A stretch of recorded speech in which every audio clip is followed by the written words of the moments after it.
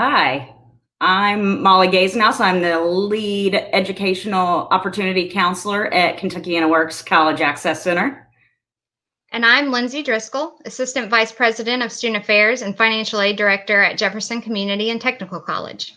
Today, we're going to do a short overview of the FAFSA application, what is needed to complete the application as efficiently as possible, where the application can be completed online, when and how often you have to complete the application, an important IRS tool that the FAFSA uses, who is considered a parent on the application, how the FAFSA determines if you're an independent or dependent student. We'll discuss what the FAFSA actually does for a student and their financial aid, and common questions to consider before someone gets started completing the application so they know how to move on to the next steps of obtaining their financial aid with no mistakes. Before starting the FAFSA, gathering important information will allow you to be ready to answer all required questions. First, a student will need their Social Security number. If the student is a dependent, they will need their parents' Social Security numbers. We'll discuss more of the specifics of who the FAFSA considers dependent on a later slide. If you are a non-citizen to the United States, you will need your alien registration number or A number from your permanent resident card or I-94. Not only will you need this unique identifying information, you will also need important financial documents. If you have any untaxed income, you will need those records also. You'll need financial documents that would include your federal 1040 tax form, your W-2.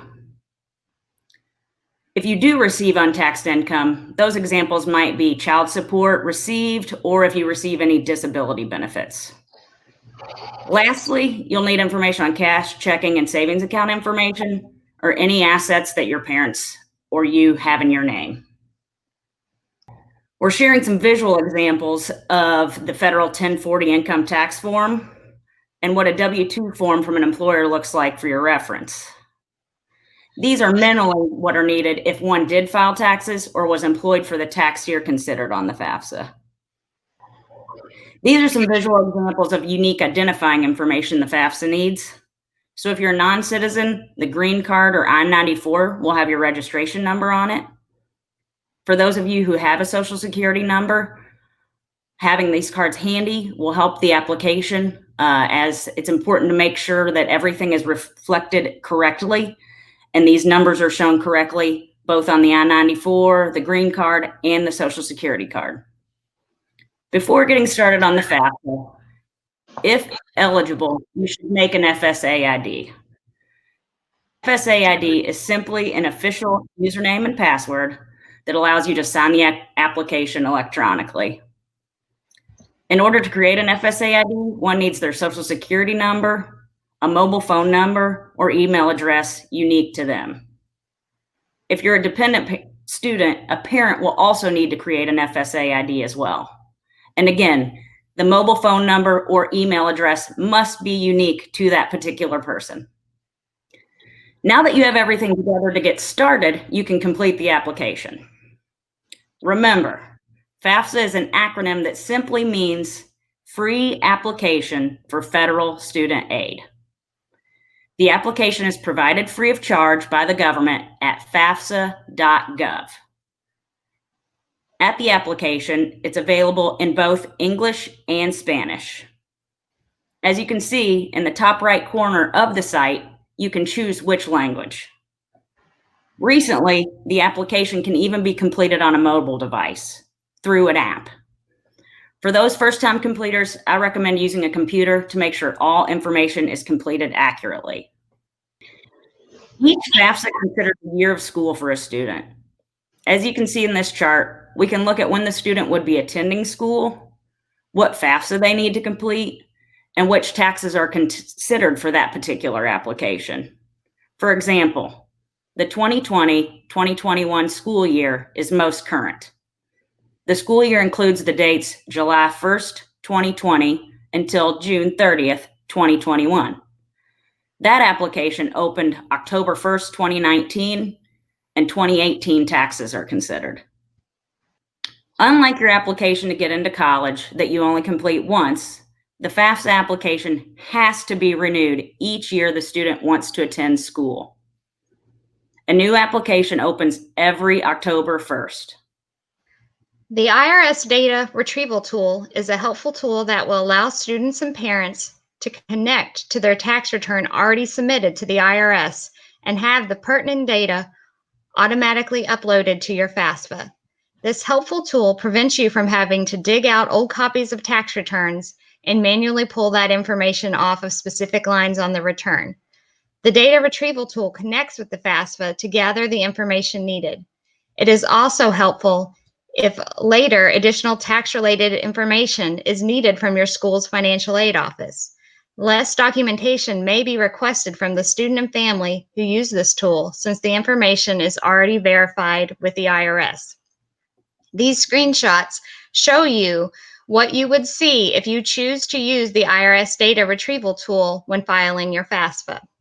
There are certain tax filers, though, who are unable to access the IRS data retrieval tool, and those categories are outlined on this slide.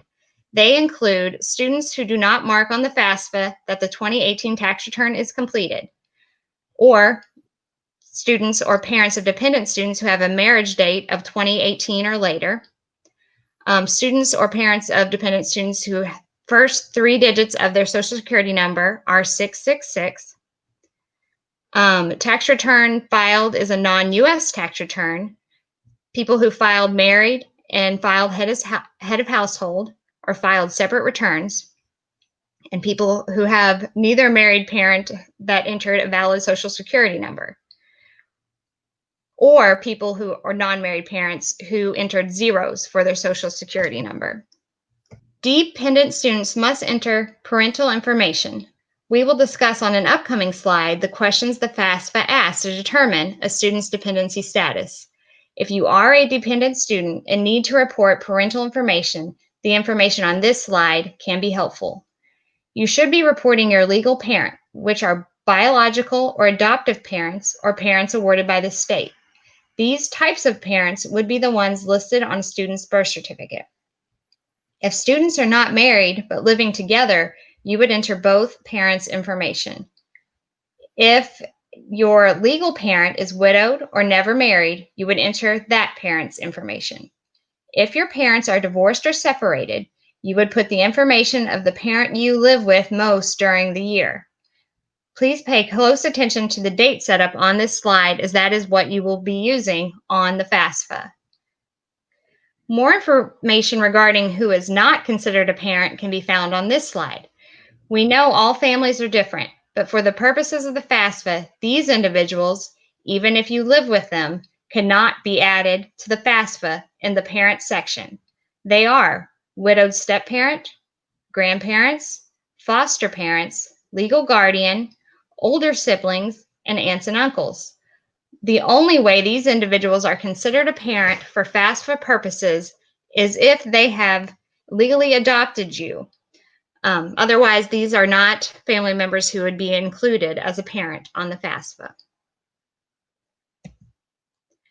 This slide outlines the questions the FAFSA will ask to determine if you are independent or dependent.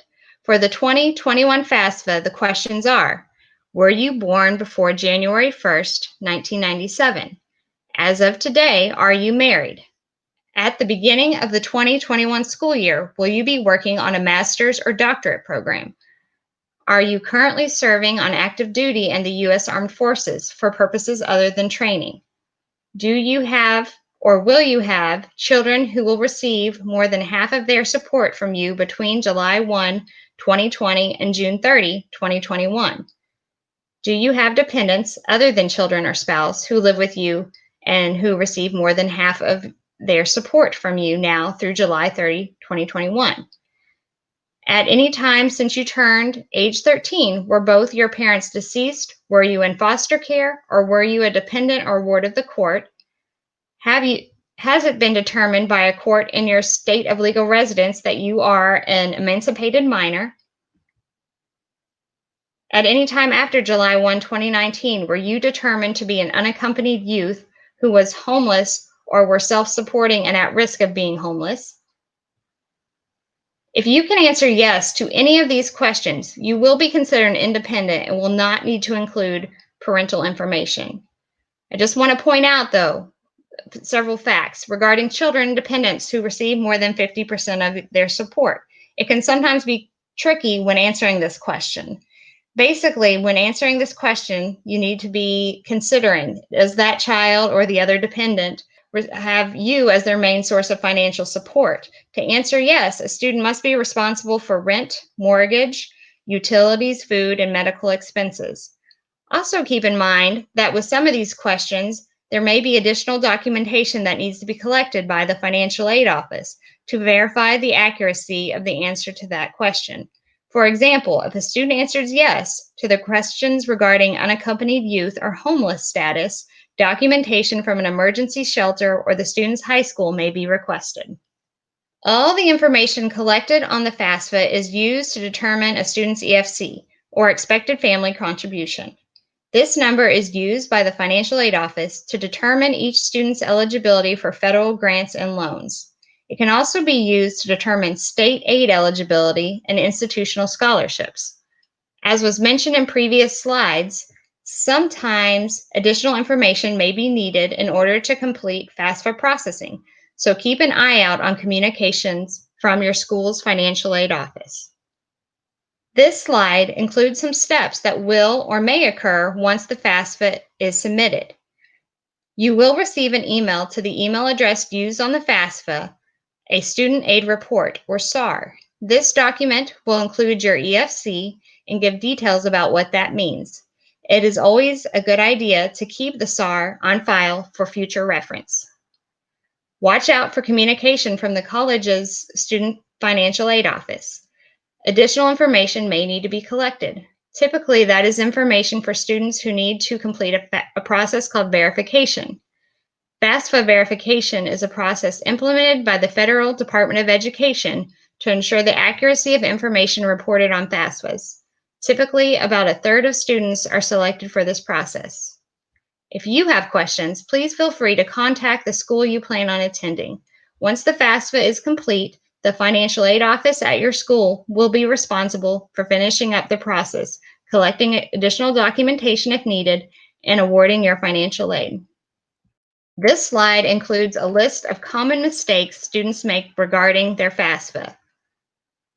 One of the biggest mistakes is to not file. By not filing, you miss out on federal, state, and/or institutional funds. Some of these things are available even without financial need. FAFSA stands for Free Application for Federal Student Aid and should be submitted at FAFSA.gov. A telltale sign that you are on the wrong site is if it asks you to pay any money to file. As was mentioned earlier, filing a FAFSA is 100% free. You should attempt to file your FAFSA as soon as possible once it is available every October 1st. There are forms of aid that are limited and given on a first-come, first-served basis. That is why it is so important to complete your FAFSA as soon as possible. Plus, it will ensure your aid is awarded in plenty of time before the school year begins. Since additional documentation could be needed, early filing gives both the student and school plenty of time to ensure everything is settled before your bill is due. The FSA ID is crucial to finishing your FAFSA. You should get it before you start the process and be sure to use both yours and your parents' if a dependent student. If you do not use this as your digital signature, your FAFSA will be rejected and unable to be processed in a timely manner.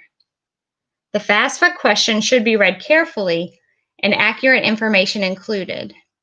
I've seen people who misread and enter wrong numbers for income, and that student ends up being knocked out of grant eligibility. So it's important to be careful.